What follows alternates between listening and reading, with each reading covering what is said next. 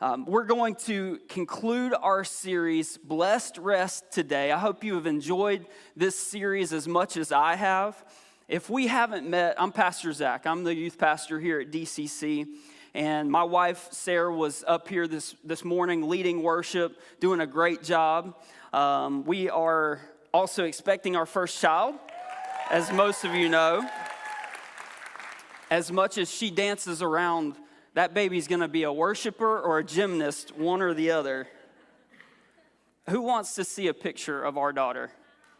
Good, because I was going to show you whether you wanted to or not. Let's throw that picture up. This is Hadley June. You can leave that picture up as long as you want to, Chris. I really just wanted to see it on the big screen, honestly. I'm in trouble, guys. My bank account will never be the same. I had to buy a new truck recently because my old truck did not have room to put a baby seat in the back. And so I upgraded, I got a new truck, and I keep telling people that that's the reason why, that I had to be able to fit the car seat in there. But I also made sure that this truck has four-wheel drive. I will hide a body. I am not scared. All the girl dads in the room, you know what I'm talking about. Pastor Scott has two girls. I'm pretty sure he's got some spots already picked out if he needs them. I have a new motivation to work out now. When I was in my 20s, I wanted to look good. I wanted to look like I worked out. That didn't pan out so well. So in my 30s, I matured, and I was like, okay, well, I'm going to work out so that I feel good. Quality of life, all of that.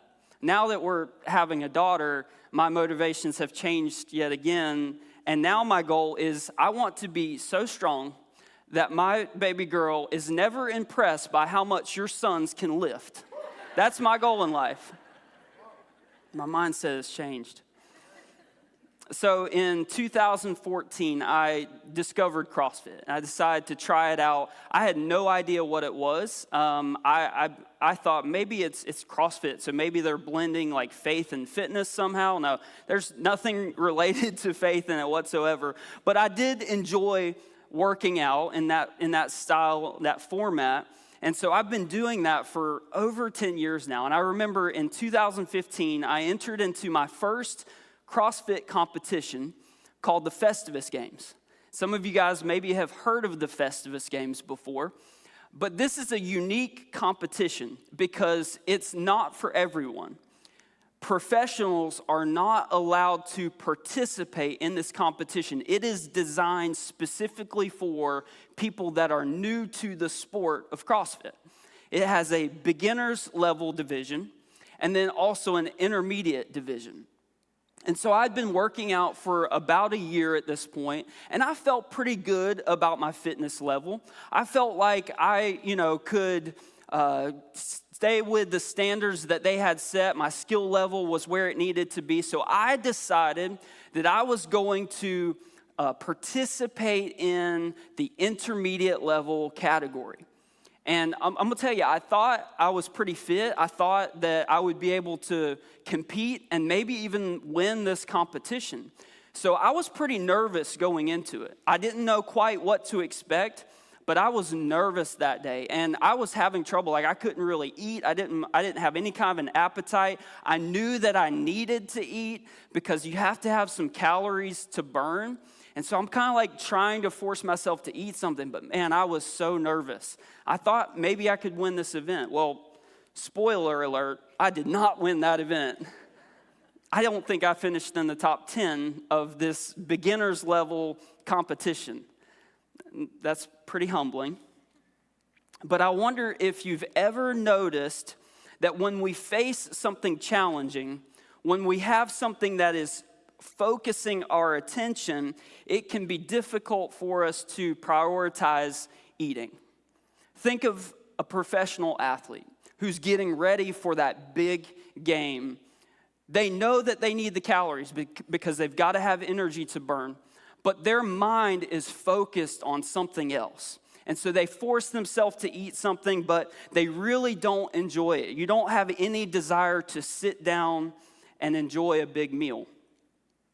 Well, that's how I picture the Hebrews whenever they eat the first Passover as they're preparing to leave Egypt behind. After hundreds of years of being in slavery, hundreds of years that they've been doing backbreaking labor out in the sun, out in the heat, doing hard labor for someone else's gain, they're now on the brink of freedom. There's no doubt that they had to be anxious for what was lying ahead of them, that God had put into motion this plan to allow them to leave the land of Egypt behind, that they would have new freedom and a land of their own. And if you're familiar with the story, God sends these plagues over the land of Egypt in an effort to convince Pharaoh to release his people. But if you know how the story goes, with each plague that goes by, Pharaoh hardens his heart and he refuses to release the Hebrew nation until we get to the last plague, which is the Passover. And the Passover is when God decrees that every firstborn in the land of Egypt will die. Every firstborn. There's no class status that is discriminated against in this situation. From Pharaoh's household down to the most lowly of Egyptians, the firstborn will die. Even their livestock, even their cattle, the firstborn would die. And God gives his people specific instructions of what they're supposed to do in order to protect their household from this destroyer, this death angel that will pass by. He tells them that they are to kill a lamb and then take some of the blood and put it on the doorposts of their home. And that this would be a sign, this would be a symbol that as this destroyer passes over, he would recognize that that household belongs to a family that is part of God's chosen people. And then they are to roast this lamb. They're supposed to cook it in a specific way and eat it with unleavened bread. Now let's look at Exodus chapter 12, verse 11 real quick, because God gives some more instruction to his people on this Passover. He says, "In this manner you shall eat it, with your belt fastened, with your sandals on your feet, and your staff in your hand. And you shall eat it in haste. It is the Lord's Passover." He's saying, you need to put your Crocs in four-wheel drive. All my young people know what I'm talking about. Because when this happens, it's going to happen fast. So fast that you don't need to worry about putting yeast in your bread. I'm not a baker, but apparently yeast is what helps the bread to rise. He's saying you're not going to have time to go through that whole process of waiting for it to rise and bake it and eat it. You're just going to have to cook this and eat it on the run. And when the Passover happens, Pharaoh can't send them out fast enough. He can't push them out the door quick enough in the middle of the night. And God establishes the Passover as a week-long feast that will memorialize their exodus out of the land of Egypt.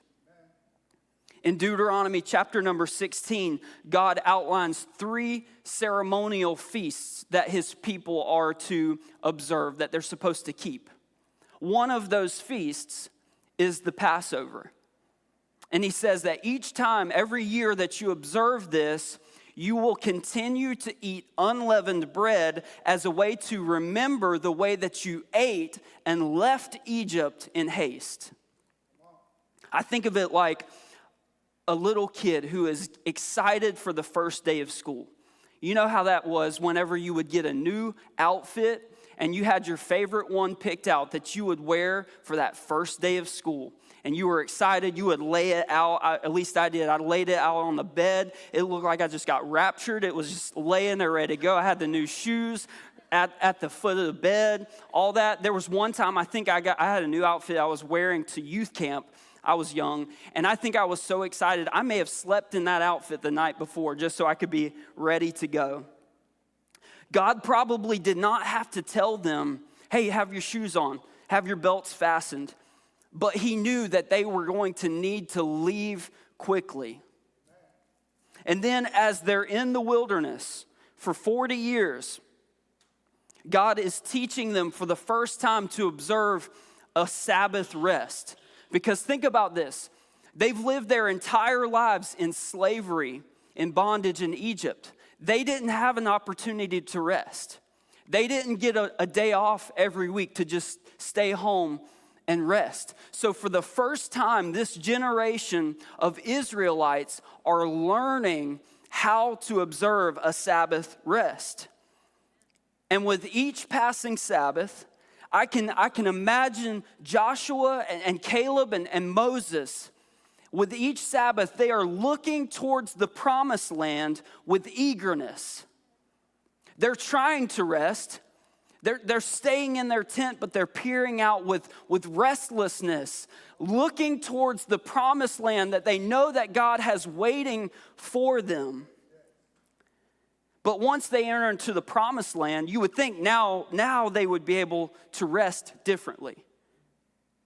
They're finally in the land that God has reserved for them. They're not slaves anymore. They're not stuck out in the wilderness. Now their rest could be complete, right? But what we know is that there are still enemies inhabiting their promised land. There are hostile neighbors that desire to conquer the Israelites and wipe them out.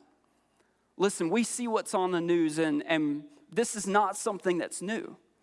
The conflicts that they have faced over the last 100 years is not something new to the nation of Israel. Since the birth of that nation, other people groups have sought to destroy this nation. They've faced danger from every side, north, south, east, and west. From the north, they had to fight off the Syrians. From the south, it was the Amalekites. Later, they would face danger from the Babylonians coming from the east. And you might think, well, maybe they would get some reprieve on the west, but because the western side of the country of Israel is bordered by the Mediterranean Sea. But no, even from the west, you have the Philistines making their way across, invading the land. They're always looking over their shoulder. They're always eating in haste, trying to rest as they have been commanded to do so, but never able to have perfect rest. Facing enemies from the north, south, east, and west. And one such occasion is recorded in 1 Kings chapter number 20.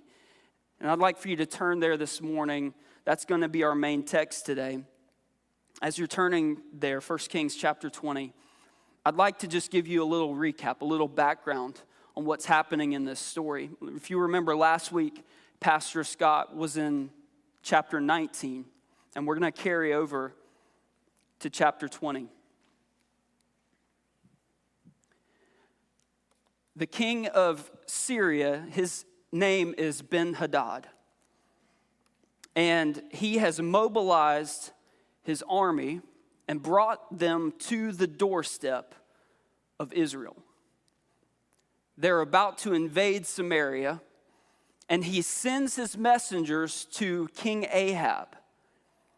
And he says, I want your gold, your silver, your wives, and your children. You would think that this would be where an Israelite king would put his foot down and stand up to this bully. But what we learned last week is that King Ahab is not a good king. He is not a righteous king. He's wicked. And we see his cowardice in this moment shine through. He rolls over, he shows his belly, and he is amenable to this and says, you can have our gold and our silver and our wives and our children. And this goes so easily for Ben-Hadad, he decides to take it a step further. And he says, actually, you know what? I'll send my servants in, and they'll take whatever is most pleasurable, most desirable in your eyes. And finally, at this moment, Ahab grows a little bit of a backbone, and he decides to stand up and say, no, we're not going to allow you to do this. And so they begin to engage in some confrontation. They start talking trash to one another. I'll let you go back and read that for yourself. It's pretty entertaining. But it gets to the point where they start to engage in battle. And God fights on behalf of the Israelites, and he wins the victory, even though the Syrian army is much larger. Well, Ben-Hadad, he flees the battle, he survives, and then his servants come to him and they say, hey, we understand what went wrong, and we know how to fix it. We realized that the God of Israel is a God of the hills, and we fought them on their turf. And that's why we lost. But here's what we need to do.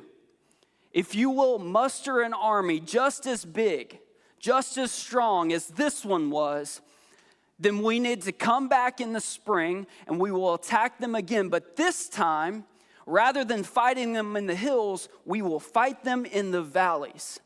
Because he's a God of the hills, but he's not a God of the valleys. And Ben-Hadad says, I like this. That's a good plan. Let's do that. Let's pick up reading in verse number 26. It says, in the spring, Ben-Hadad mustered the Syrians and went up to Aphek to fight against Israel. And the people of Israel were mustered and were provisioned and went against them. The people of Israel encamped before them like two little flocks of goats. But the Syrians filled the country. And a man of God came near and said to the king of Israel, thus says the Lord, because the Syrians have said the Lord is a God of the hills, but he is not a God of the valleys, therefore I will give all this great multitude into your hand. And you shall know that I am the Lord. And they encamped opposite one another 7 days. Then on the seventh day, the battle was joined, and the people of Israel struck down of the Syrians 100,000 foot soldiers in 1 day. And the rest fled into the city of Aphek, and the wall fell upon 27,000 men who were left. I want to share just a few observations from this text with you over the next few minutes. First, I want to go back to verse number 26 with a simple phrase. It says, in the spring. In the spring. Now understand that at this point in time, they did not have a fixed calendar. The way that they determined the beginning of spring was when the rainy season ended and when the barley was ripe. That's how they knew that spring was there. But spring was also the time that kings went to war and they would raid other countries. And this phrase, in the spring, gives us, I believe, a subtle detail about what is going on with the Israelites. Because what we have to know is that the spring is when the Israelites were supposed to observe Passover. So get this image in your mind for me. Not only are they supposed to be observing a weekly Sabbath rest, but now they're also supposed to be remembering the Passover and the haste with which their ancestors left Egypt behind. But while all of this is happening, they're currently feeling the pressure of the return of this massive army. Just like the Israelites, we try to rest, but the circumstances of life cause us to never be able to fully rest. We hear the sermons on Sabbath. We want to put them into action, but life happens. And so we continue to eat in haste. We rest while glancing over our shoulder. We take some time off to spend with our families, but in the back of our minds, all we can think about is everything that still needs to get done at work. We take a day off, But we can't relax because we know that we still need to trim the hedges. We still need to pull weeds out of the mulch. We still need to clean off the back porch and fix sprinkler heads. Anybody else? Is that just me? That's my actual list. If anybody wants to come and help, just saying. You go on vacation and you know that when you get home, you're going to have to pick up an extra shift so that you can pay off the credit card bill. The Israelites couldn't rest completely knowing that their enemy would be back any day. Let's look at verse number 28. It says, "And a man of God came near and said to the king of Israel, 'Thus says the Lord, because the Syrians have said, the Lord is a God of the hills, but he's not a God of the valleys. Therefore, I will give this great multitude into your hand, and you shall know that I am the Lord.'" Sometimes we have a tendency to put God into a box just like the Syrians did. And we think that he is God of the hills, but he's not God of the valleys. And we may not be willing to say that out loud, but our actions speak louder than our words. And whenever we isolate God like that to certain aspects of our life, I believe that it causes two potential problems for us. Number one is this: we see him as the God of work, but not the God of rest. We see him as the God of work, but not the God of rest. And so we find ourselves worshiping at the altar of busyness. And this is what it looks like whenever you have a conversation. You walk up and say, "Hey, man, how you doing?" Somebody asks you, "How are you doing?" You say, "Staying busy," or "Staying busy." Or maybe the best compliment that you can receive is when you're having a conversation and someone looks at you and they kind of shake their head and they're like, "Man, I don't know how you keep up with it. I don't know how you get it all done." And our mindset becomes that if you're not busy all of the time, then something is wrong. If I don't keep my calendar full at all times, then something is wrong. But I'm here to tell you this morning that that's not God's plan. That's not God's desire for your life. And if you are keeping your calendar full all of the time, if you are staying busy all of the time, then there's something wrong. If you see him as God of work, but not God of rest, then that will cause you to operate in a scarcity mentality, and you'll convince yourself that he's not capable of meeting your needs if you do take a rest. Verse number 27, it describes the size of these two armies. It talks about how the Israelites appear as two small flocks of goats. And then the Syrians are 100,000 plus strong. They cover the countryside. Whenever I read numbers like this, my mind automatically starts trying to put it into a perspective in a way that I can make sense of it. I'm a big Florida Gators fan. I like going to Ben Hill Griffin Stadium, the Swamp, and watching the Gators play, cheering on the orange and blue with 90,000 of my closest friends. And if you've ever been to a Gator game, then you'll know what I'm talking about. That there, around the stadium, you'll see small pockets of visiting team fans. There'll be visitor fans just behind the visiting team's bench. There'll be a small pocket of visiting fans, usually in the southeast corner of the end zone by the visiting team's band. And that's about it. Largely, the rest of that 90,000 is wearing orange and blue. And that's what we see here, is that the Israelites are two little small flocks of goats. And then you've got 100,000 plus Syrians camped out in front of them. And a scarcity mentality would have told them that they would quickly be outmatched by the bigger army. If the Israelites had given in to a scarcity mentality, then they may not have been willing to leave the hill to step down and meet their enemy in the valley. I need you to understand this today. A scarcity mentality may have kept them on the hill, not willing to step down and meet their enemy in the valley. Listen, there are going to be times in the life of every Christian where God calls us to step out in faith, to leave our hill and step down into the valley, because it's not going to make sense in the natural. But He's asked us to step out in faith. If you walk according to the natural, then you'll never be able to rest. You'll just continue to worship the God of busyness. You'll continue to worship the God of work and scarcity. And if He's only a God of work, then that will lead us to a life of works.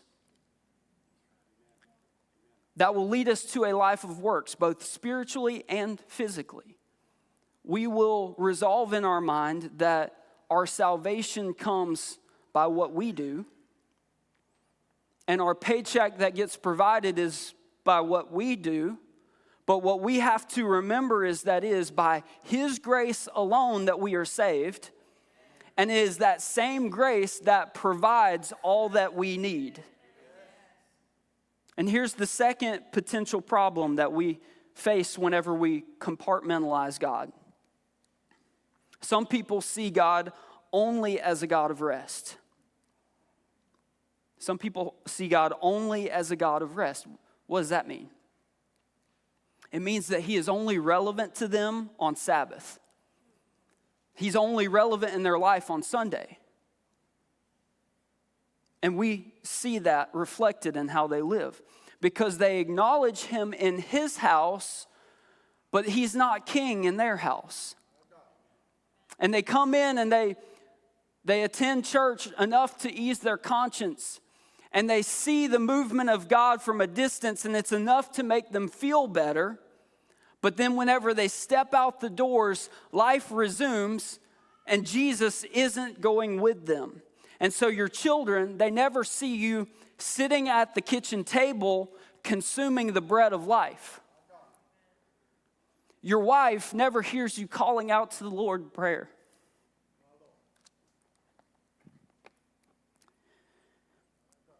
We treat God like He only has power to move on Sunday. But then we miss out on Monday's miracle. Listen, I'm going to be very honest with you for just a moment, because I see this too much in youth ministry.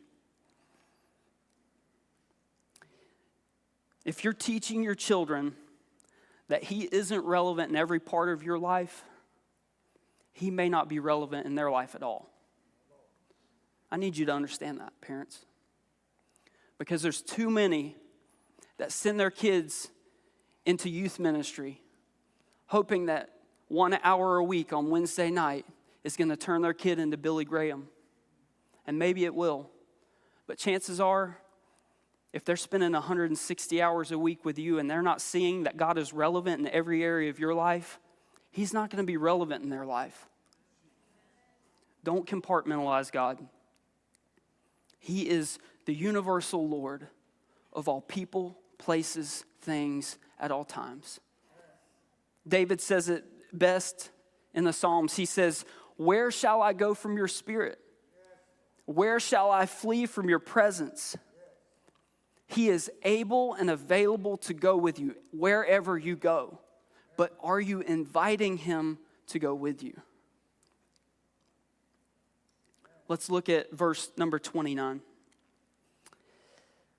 It says, "And they encamped opposite one another for 7 days." 7 days.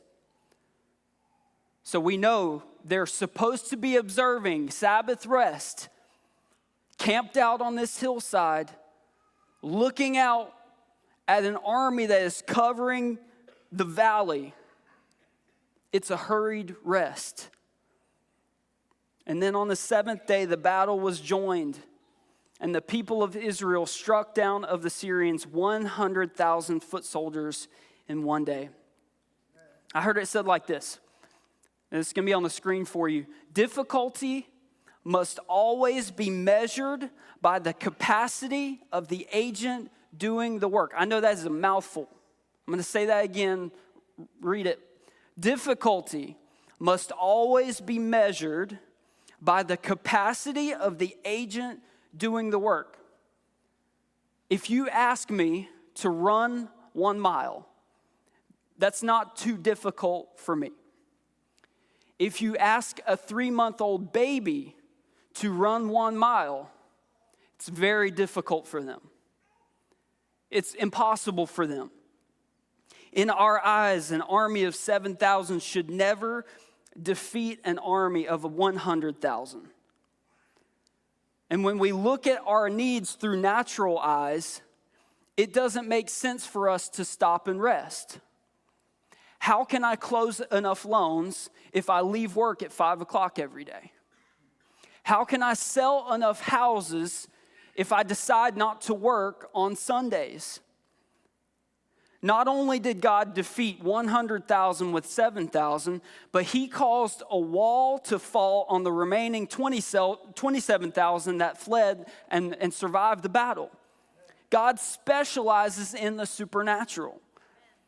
And I need someone here today to understand that it is time for you. He's calling you to begin to trust him completely, to stop holding back those small pockets of life and compartmentalizing to say, this is insignificant enough that I can handle this myself.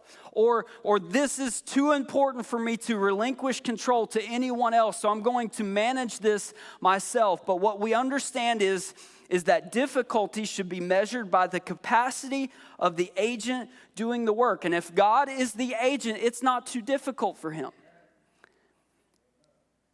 It's not too difficult for him to defeat an army. Saving a marriage is not too hard for him. Hitting your sales quota at work is not a problem for him. Whatever it is that you're worried about, my God is able to handle it.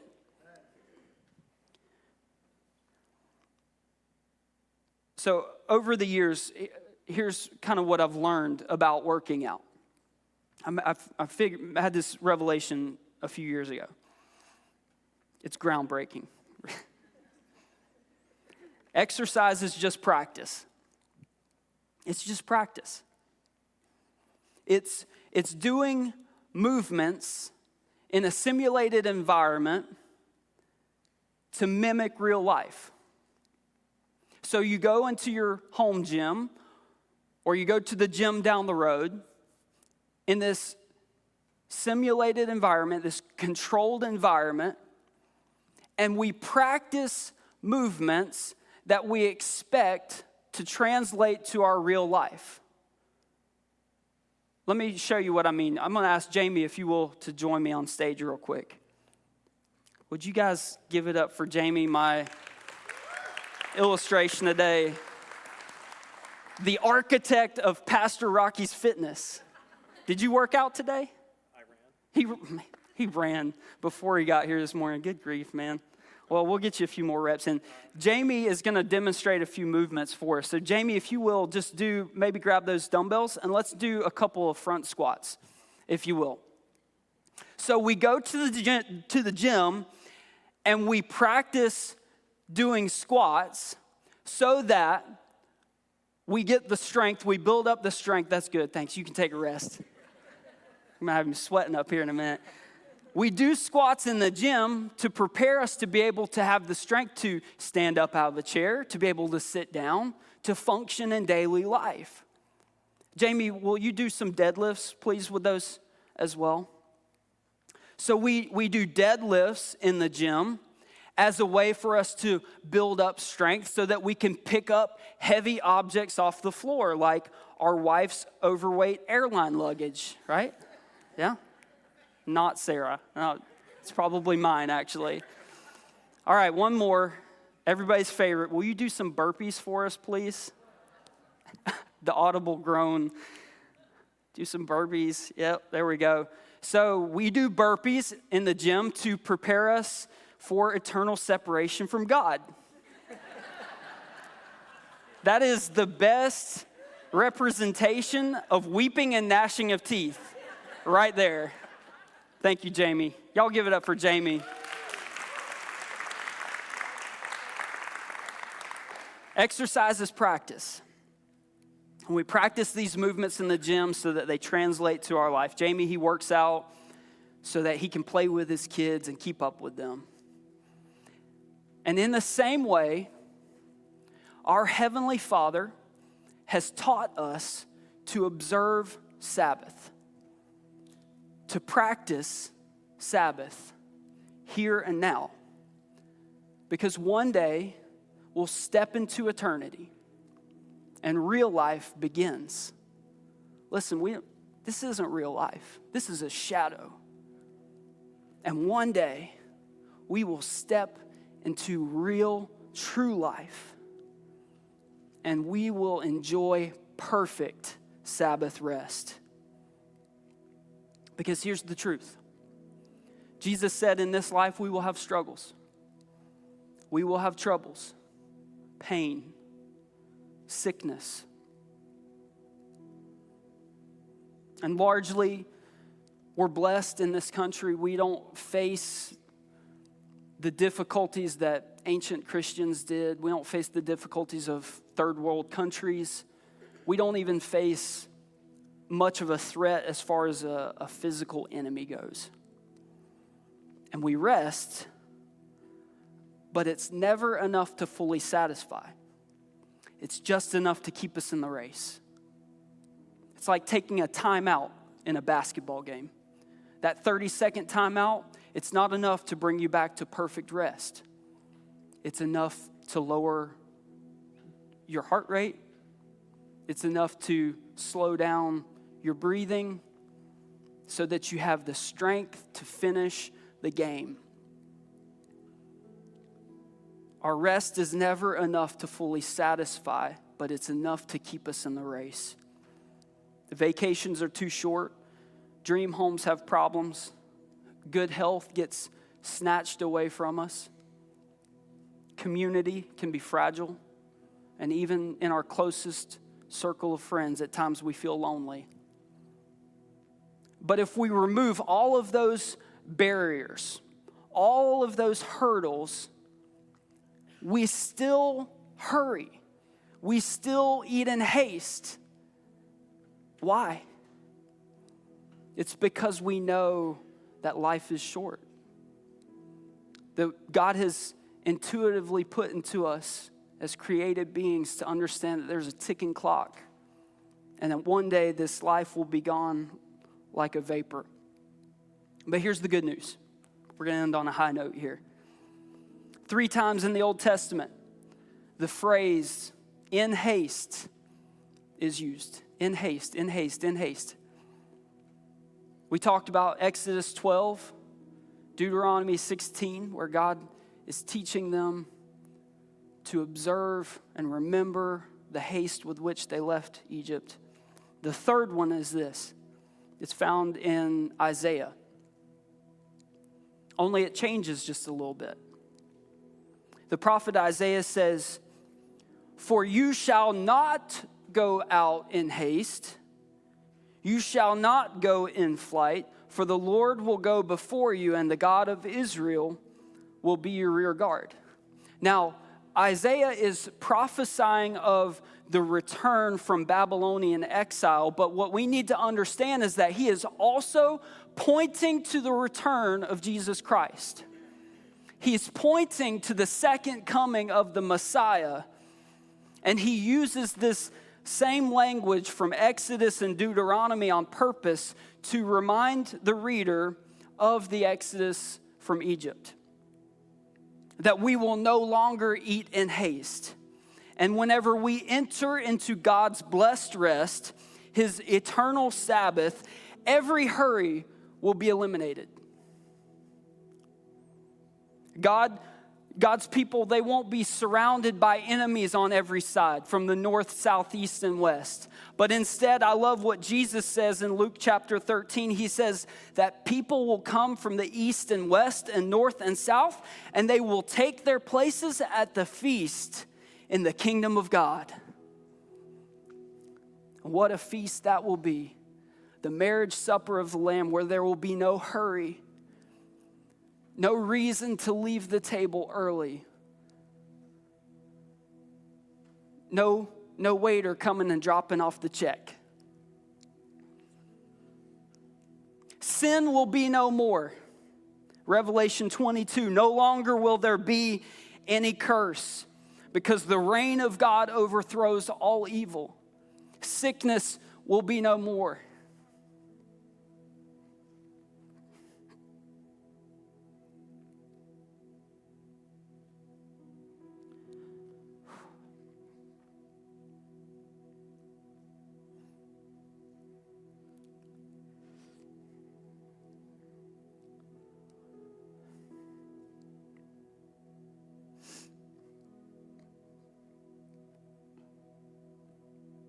Cancer won't exist.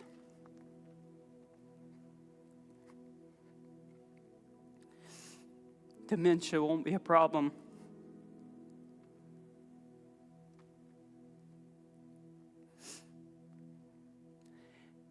Even death itself is defeated. Revelation 21, He will wipe every tear from their eyes.